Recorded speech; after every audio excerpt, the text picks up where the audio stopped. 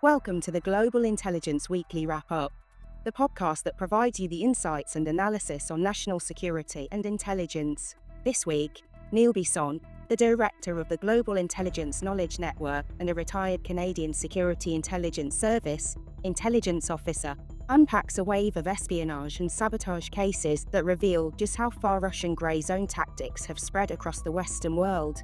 In Europe, Poland and Romania uncover Russian-directed sabotage networks targeting supply routes and civilian infrastructure, all part of a growing campaign to destabilise NATO allies. In London, 3 men are arrested under the UK's new National Security Act for assisting Russian intelligence, providing proof that Moscow's human networks are still active on Western soil. The Netherlands takes the rare step of scaling back intelligence sharing with Washington, citing concerns about political interference under the Trump administration. And in Canada, the Canadian intelligence community faces scrutiny as Parliament debates new lawful access powers under Bill C-2, while the Auditor General warns of significant gaps in the nation's cyber defences. Each of these stories speaks to a single reality: espionage, sabotage, and digital warfare are no longer confined to the shadows. They're shaping the front lines of democratic security. So what are you waiting for? Let's get started.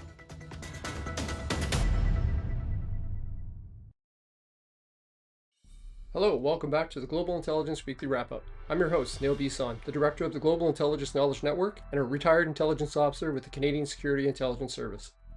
Each week, I take stories from reputable news media regarding espionage, sabotage, foreign interference, and terrorism, and through analysis and corroboration, I provide you with the insights and intelligence you need to understand how the world of intelligence affects your career, your country, and your well-being. We've had another busy week, from more arrests of Russian spies and saboteurs to the Canadian intelligence community trying to gain traction on Bill C-2. There's a lot to discuss, so let's dive in. For our first story, we head to Poland, where Prime Minister Donald Tusk has announced the detention of 8 individuals suspected of carrying out acts of sabotage on behalf of foreign powers. This latest development underscores the intensifying shadow war playing out across Europe as Moscow and its proxies seek to disrupt NATO member states that support Ukraine. According to Tusk, the suspects were part of a wider network operating under foreign intelligence direction. Another clear sign that hybrid warfare tactics are escalating on the continent. While details remain limited, the arrest appeared to be linked to a series of coordinated operations designed to undermine critical infrastructure and logistic routes used for moving Western military aid into Ukraine. Polish authorities believe the network's activities were directed or inspired by Russian intelligence services, most likely the GRU, which has been accused of multiple sabotage campaigns across Europe, including parcel bombs, arson, and rail disruptions. The fact that these individuals were apprehended before any major attack took place reflects the heightened vigilance of Polish counterintelligence and security services. However, the pattern fits the broader strategy of Russian gray zone operations, using covert proxies, criminal elements, and influence agents to destabilize European cohesion while maintaining plausible deniability. Since Russia's full-scale invasion of Ukraine in 2022, Poland has emerged as one of Kiev's staunchest allies and a logistical hub for Western weapons transfers. That makes it a prime target for Kremlin retaliation. Over the past 2 years, Polish investigators have disrupted multiple plots tied to Russian networks, including attempts to derail trains carrying munitions, burn warehouses storing military aid, and spread disinformation through social media.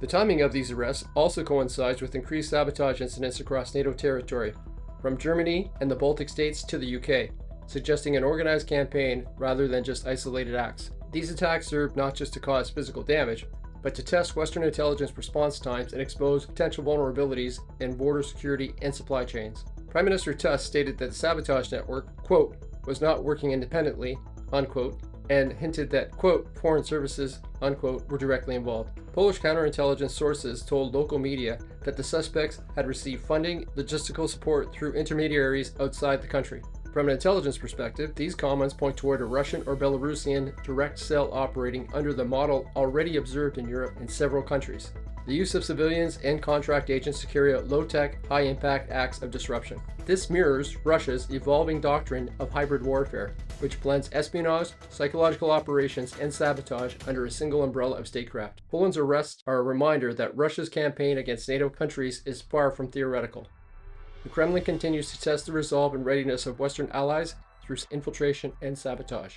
Each disrupted plot, whether in Warsaw, Berlin, or Prague, adds to the intelligence mosaic, showing a systematic attempt to weaken European solidarity with Ukraine. For Canada and its partners, there is a clear takeaway. What's happening in Poland today could easily play out tomorrow in North America. Since 2022, Canada has committed more than $6.5 billion in military assistance to Ukraine. Canadian defense contractors who provide support through direct procurement, contracted services, and by brokering contracts are likely high on the list of Russian sabotage targets. As I have often said before, gray zone tactics don't stop at borders. And the better we understand these European cases, the better prepared we'll be to recognize similar patterns here at home.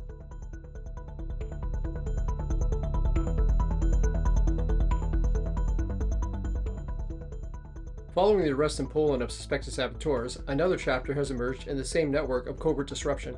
Romania's intelligence service, the SRI, has announced that it has foiled a sabotage attempt believed to be orchestrated by Russian intelligence. The plot targeted a commercial courier company in Bucharest, adding another example of how hybrid warfare tactics are evolving and spreading across Europe. Romanian authorities confirmed that 2 individuals entered the country from Poland delivering parcels to the headquarters of a private courier in Bucharest.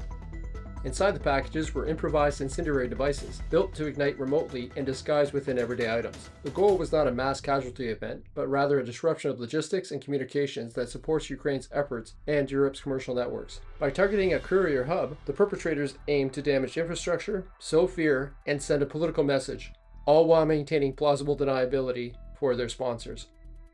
This operation is part of a broader trend.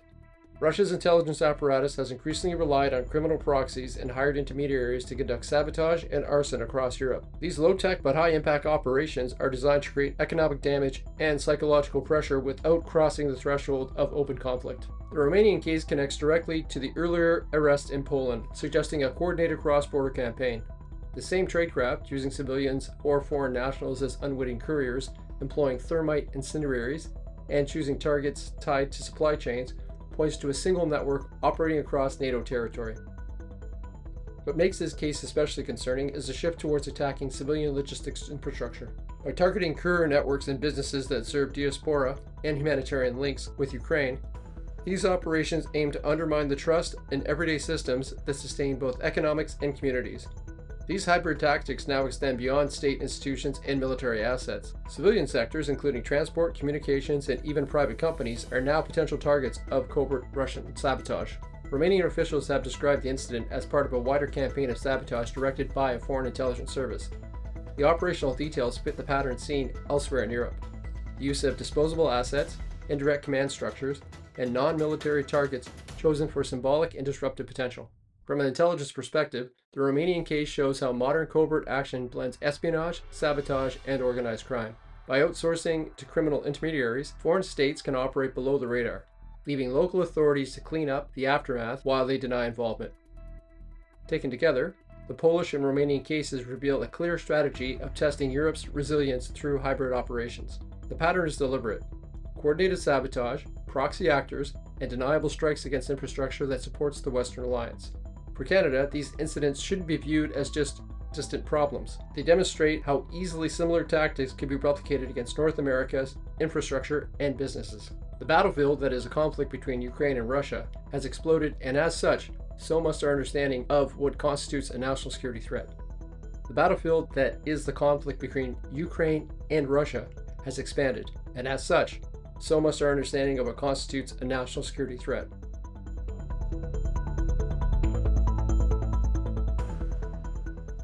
Russian intelligence activity remains visibly high, more than any time in recent history, as our next story highlights.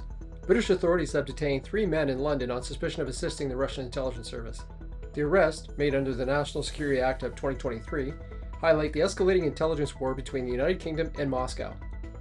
For Western nations, particularly those supporting Ukraine, these developments serve as a timely reminder that espionage and subversion are active tools in Russia's broader strategy to destabilize its adversaries. The 3 men, aged 44, 45, and 48, were arrested by the Metropolitan Police Service in coordinated operations across London.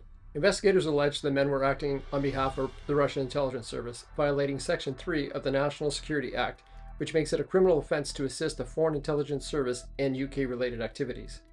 This is the second high-profile case this year involving suspected Russian agents or proxies operating on British soil. It underscores Moscow's continued efforts to maintain human intelligence networks in Western democracies, networks that are often used to collect sensitive information, identify potential recruits, or conduct influence and sabotage operations. Russia's intelligence services have a long history of covert activity in the UK. From the 2018 Salisbury nerve agent attack on former GRU officer Sergei Skripal to recent arrests involving suspected Bulgarian operatives working for Moscow. The UK's National Security Act of 2023 was introduced partly in response to these events, giving law enforcement new legal tools to counter espionage and foreign interference.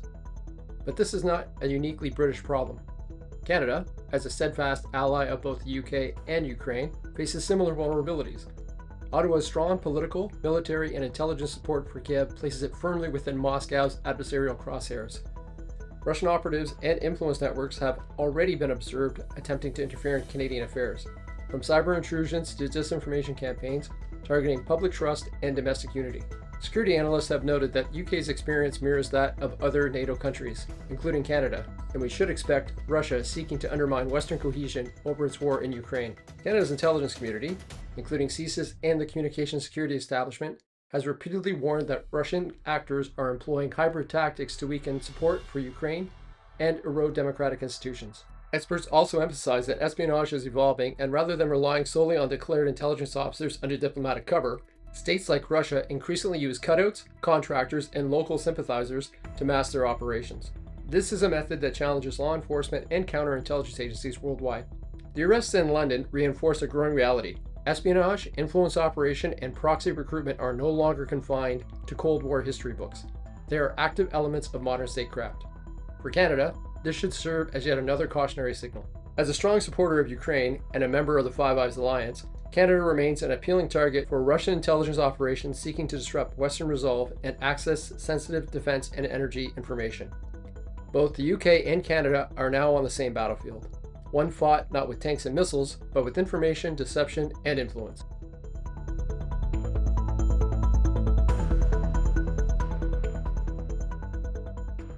We head to the Netherlands for our next story. In a surprising shift within the Western intelligence community, the Netherlands' two principal intelligence agencies, the AIVD, General Intelligence and Security Service, and MIVD, Military Intelligence and Security Service, have publicly confirmed that they are now sharing less intelligence with the United States and strengthening ties with their European counterparts instead.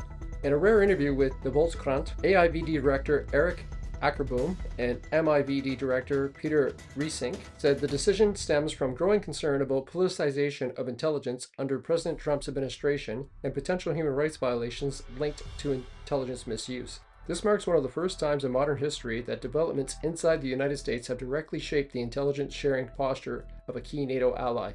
According to Ackerboom and Riesink, Dutch agencies are now evaluating information sharing with Washington on a case-by-case basis, no longer automatically providing raw data to CIA or NSA. Their caution reflects a deeper anxiety that U.S. domestic politics are now beginning to compromise international intelligence cooperation. President Trump's dismissal of senior officials for disloyalty and his legal pressure on journalists, judges, and universities have raised alarm bells across Europe about the reliability and independence of the American security apparatus. Meanwhile, intra-European intelligence collaboration has grown. Ackerboom revealed that Northern European agencies, including those in Britain, Germany, France, the Scandinavian nations, and Poland, are now exchanging more raw data, primarily in response to Russia's ongoing aggression and the rising cyber threat from China.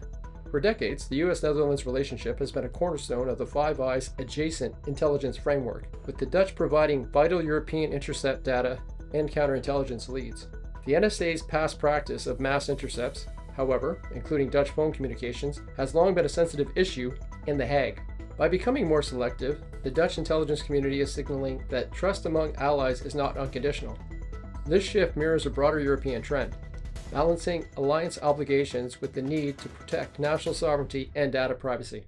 Ackerboom also issued a stark warning about Russian cyber intrusions, confirming that dozens of successful hacks occurred in the Netherlands each year, while China's digital espionage is expanding rapidly. He advised Dutch officials and journalists to take precautions when traveling to China, citing close access operations in which devices are copied or infiltrated.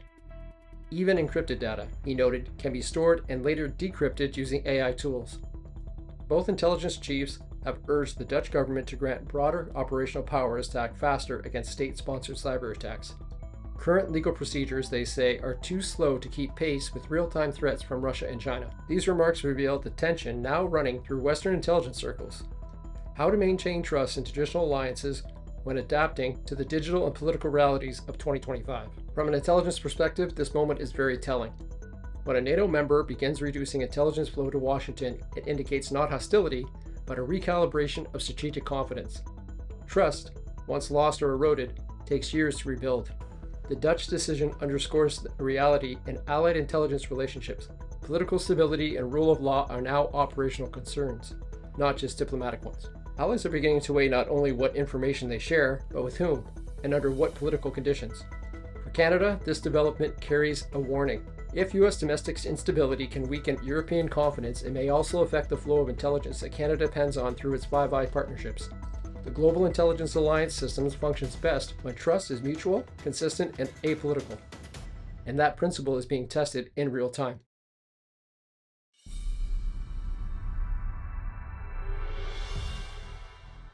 We head back to Canada for our next segment, where a panel of former senior Canadian intelligence officials has declared that while India regularly raised concerns about Sikh separatist activity in Canada, it never provided its own evidence to Canadian authorities.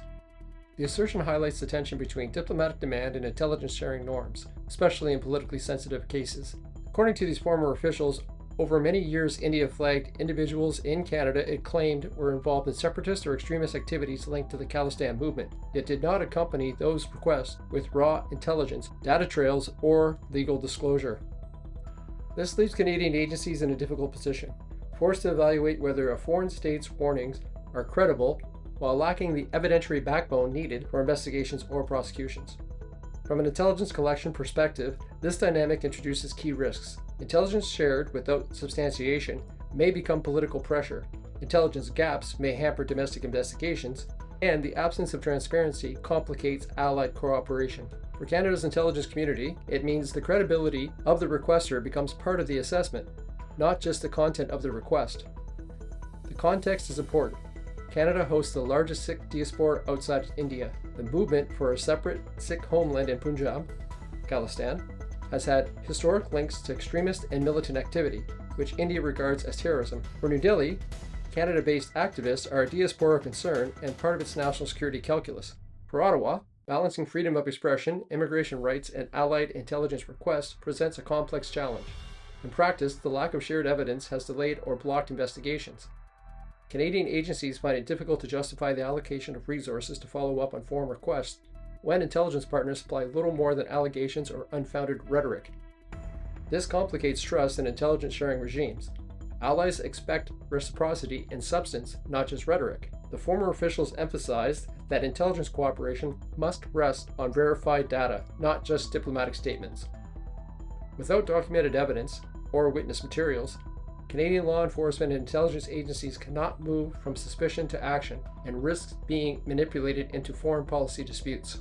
In the longer term, this undermines the principle that allied intelligence communities rely on each other for reliable, actionable information rather than one-sided requests.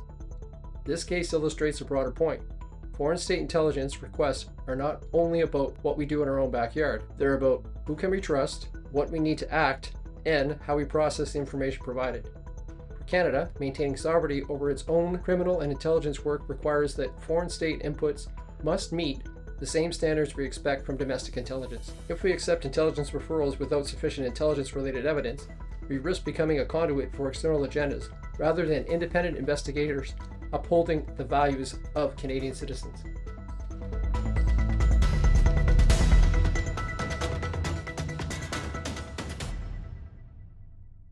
We stay in Canada for this week's main segment. The federal government's proposed Bill C-2, part of the Strong Borders Act, has sparked national debate by expanding lawful access powers for the Canadian Security Intelligence Service, CSIS, and law enforcement. The bill marks one of the most significant changes to how Canadian authorities can request or compel access to digital data, raising complex questions about privacy, oversight, and the balance between civil liberties and national security. Under Bill C-2, CSIS and police would be able to issue information, demand orders to service providers, requiring them to confirm whether they hold data for a specified subscriber or account, and, in some cases, to produce that data. The legislation also requires certain major electronic service providers to maintain systems capable of lawful access with financial penalties for noncompliance. Supporters argue these powers are essential for modern intelligence operations. The rapid adoption of encrypted platforms and foreign-based service providers has made it increasingly difficult for CSIS and the RCMP to investigate cyber threats, foreign interference, terrorism, and espionage. The government maintains that the new framework is about efficiency, ensuring investigators can move as quickly as the threats they face. Canada's debate over lawful access has spanned decades, with earlier efforts repeatedly stalled due to privacy concerns. What makes Bill C-2 different is the context. The rise of hybrid threats, sophisticated cyber intrusions, and increasing foreign interference, particularly from Russia, China, and Iran. For intelligence professionals, the ability to access real-time digital information has created operational gaps. Canada's allies in the Five Eyes, United States, United Kingdom, Australia, New Zealand, already have broader lawful access frameworks. This legislation would bring Canada closer to those standards and strengthen intelligence sharing partnerships. However, critics argue that the bill's provisions may lower the threshold for obtaining information, especially in cases where exigent circumstances are cited.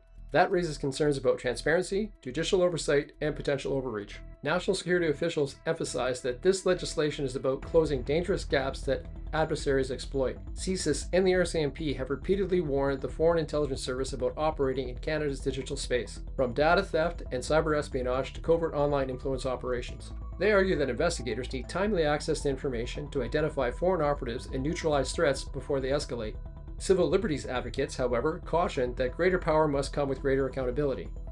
They worry that warrantless or expedited access mechanisms could be abused or used too broadly, eroding public trust in Canada's intelligence institutions. For CSIS, the key challenge will be ensuring that operational agility does not come at the cost of credibility or oversight. Bill C-2 represents a turning point for Canada's intelligence and surveillance capabilities. It's a move towards modernizing how CSIS and law enforcement track digital threats, but it also forces an uncomfortable conversation about how much access to private data the state should have. For Canadians, the issue isn't simply one of privacy versus security. It's about whether the systems designed to protect us can adapt responsibly to an era where a growing amount of intelligence is being collected through data as opposed to just human sources. The outcome of this debate will shape not only CSIS's operational future, but also public confidence in how Canada protects its national security.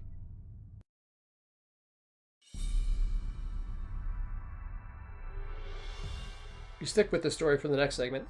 CSIS has publicly voiced concerns about the proposed expansion of its warrantless search powers, warning that the current legislative language lacks the necessary precision and safeguards. This highlights the ongoing debate over balancing national security tools with civil liberties protections. CSIS officials acknowledge that while the government's intent to enhance intelligence authorities is understandable in a changing threat environment, the proposed bill fails to clearly define key parameters. Without tighter wording, CSIS cautions that warrantless powers could be broad-brushed and misused or could face legal challenge and public backlash. The service emphasizes that precision in legislation is critical. Who is covered, under what circumstances searches may occur, what oversight applies, and how accountability will be maintained. From an operational perspective, this stance signals clear maturation in CSIS's approach. They are not simply asking for more powers, they are asking for better design powers. That suggests CSIS anticipates scrutiny not only from Parliament and the courts, but also from public opinion and civil society. For the intelligence community, this emphasizes that legislative expansion must come with commensurate clarity, oversight, and jurisdiction, not just broad legislative permissiveness. Canada is currently navigating an elevated threat posture. Foreign interference, espionage, cyber intrusions, and gray zone tactics are all increasing in pressure. In response, the government has sought to update intelligence and security legislation to keep pace. However, such legislation touches directly on foundational principles of democracy and rule of law, particularly when warrantless searches are in play. CSIS's intervention underscores the tension between speed and safeguards. Intelligence agencies want tools that can respond quickly, while legal and civic frameworks demand clear definitions, democratic oversight, and rights protections. This moment arguably marks a turning point, where the intelligence community request is no longer simply give us more power, but give us precisely defined powers. Legal scholars and intelligence professionals have welcomed CSIS's positioning, noting it improves transparency and credibility for the service. If CSIS is prepared to publicly critique aspects of the legislation, it increases trust and indicates a more accountable intelligence posture. On the other hand, Some critics warn that if legislation isn't tightened now, the result could be years of legal uncertainty, increased risk of abuse, or judicial rebuke, and that could hamper operational effectiveness. The CSIS statement is a reminder. In the modern intelligence era, legislative design matters as much as operational capability. For Canada's national security ecosystem, the takeaway is clear. Possessing vast powers is one thing. Possessing well-defined, accountable, and rights-aware powers is another. For practitioners in intelligence, law enforcement, policy, and academia, this is critical. Stay abreast not just of what tools are being proposed, but how they are being structured, debated, and scrutinized. Because power without precision is often the precursor to backlash, oversight failures, or worse, compromised intelligence operation.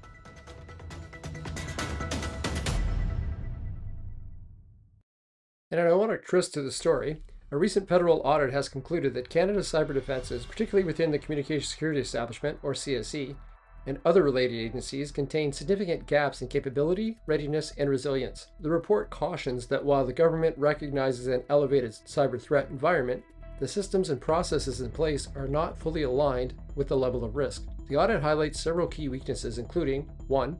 Insufficient real-time detection across federal networks, 2. Slow coordination between agencies during major incidents, and 3. A lack of clearly defined accountability for certain cybersecurity responsibilities. While CSE and the federally mandated Canadian Centre for Cybersecurity, or just Cyber Centre, are active in defense initiatives, the audit suggests that operational readiness and cross-government integration still trail behind the pace of evolution. Looking at this from an intelligence operations lens, the audit sends a strong message. Adversaries are already shifting from espionage to disruption and degradation. Canada's platforms may be technically compliant, but may not yet be fully resilient or agile enough to respond dynamically. The audit also emphasizes that threats today are less about isolated intrusions and more about persistent campaigns exploiting supply chains, cloud services, infrastructure interdependencies, and digital supply points. Canada's cyber risk environment has been escalating. State-sponsored actors from nations like Russia, China, and Iran are increasingly targeting Canadian government systems, critical infrastructure, and private sector networks. Meanwhile, cyber criminal ecosystems, including ransomware and cybercrime as a service model, further complicate the landscape. The audit's findings arrive as Canada prepares for major national security events and increased reliance on digital operations. Given Canada's role in the Five Eyes Alliance and its interconnected dependencies with the United States and its allies, any systemic gaps in federal cyber defense not only raise domestic risk, but also have a wider bilateral and multilateral implication. Cybersecurity experts say the audit provides a timely, if sobering, reality check. Having strong rules and frameworks is necessary, but not sufficient. What matters is integration across agencies, real-time visibility, and the ability to respond at scale. Some analysts argue that the audit should be treated as a call to action for modernization, from incident response playbooks to cross-departmental governance and public-private sector interfaces. Without this, the risk of cascading failures, data loss, infrastructure disruption, reputational damage are all increasing. This audit is more than bureaucratic housekeeping. It is a strategically important wake-up call. Canada's cyber defenses may be engaged, but they are not yet fully battle-hardened. For professionals in intelligence, law enforcement, policy, and critical infrastructure, the takeaway is clear. Cyber resilience isn't just about perimeter hardening. It's about organization, coordination, and adapting faster than the threat. In a world where digital attack vectors evolve faster than ever, gaps become targets. The good news, identifying the gaps is the first step. The harder part is closing them.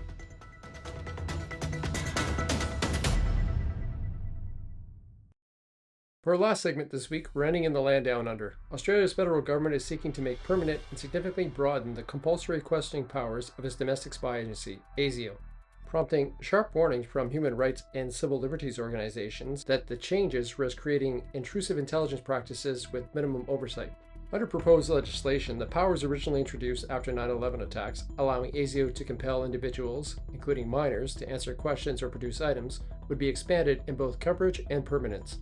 The sunset clauses that require periodic parliamentary review would be removed, and the set of offenses triggering such powers would be widened to include sabotage, promotion of communal violence, attacks on defense systems, and serious border threats. Civil liberties groups argue that this could enable, quote, fishing expeditions, compelling individuals who have not been charged with any crime to submit to intensive questioning under threat of warrant. They warned the reforms could shift ASIO from an intelligence gathering body into a quasi-police force, with significant implications for due process, rights protections, and democratic oversight. From an intelligence practitioner's perspective, this debate is not just about power, but about how that power is designed, governed, and used. The fact that extraordinary tools, originally conceived as temporary, are now being considered for permanence signals a major shift in Australia's intelligence legal landscape. ASIO has had compulsory questioning powers since the early 2000s, but their actual usage has been rare. The proposed reforms reflect Australia's heightened threat environment. Foreign interference, espionage, supply chain vulnerabilities, and hybrid warfare have all been publicly cited by ASIO leadership as increasing risks. Yet critics point out that the gap between the threat narrative and existing usage metric, minimum active cases versus broad new powers proposed. For Canada and its allies, the significance of Australia's move is clear. Intelligence agencies are seeking new terrain both in targets and in legal authority. When allied states expand interrogation powers, it shifts the broader intelligence ecosystem from what we expect of responders to how we benchmark rights, transparency, and oversight. This is a key moment in intelligence professionals, policymakers, and academics. The nature of permissible intrusion in democratic society is being recalibrated. The challenge is not whether intelligence agencies should adapt to the evolving threats. They must, but how they adapt while preserving their institutional legitimacy and public trust. For practitioners in Canada, the message is, don't just watch the adversary tactics, but also the allied state legal evolutions. Because intelligence frameworks matter. They define what we do, who we become, and the trust we maintain in our legal system and with the public we are mandated to protect. Well, that's another week of intelligence, and that's another wrap-up. As always, the links to the stories discussed in this podcast are available in the transcript for you to read. I want to inform my listeners that I will be conducting a new online course at the University of Ottawa entitled Sabotage and Proxy Operations in Modern Intelligence. This week's podcast makes it clear why this course couldn't be timelier. From the Russian-directed sabotage plots uncovered in Poland and Romania to proxy network operations across Europe, and even potential vulnerabilities here in Canada. These stories demonstrate exactly how foreign states use criminal intermediaries, extremist groups, and covert proxies to disrupt infrastructure, intimidate diaspora communities, and influence Western democracies. This course will help listeners understand those same hybrid warfare tactics in detail, how they're planned, funded, and concealed, and why learning to recognize them is crucial for protecting Canada's national security and democratic institutions. I'll leave a link in the show notes and the transcript for those who are interested in enrolling. Until next week, stay curious, stay informed, and stay safe.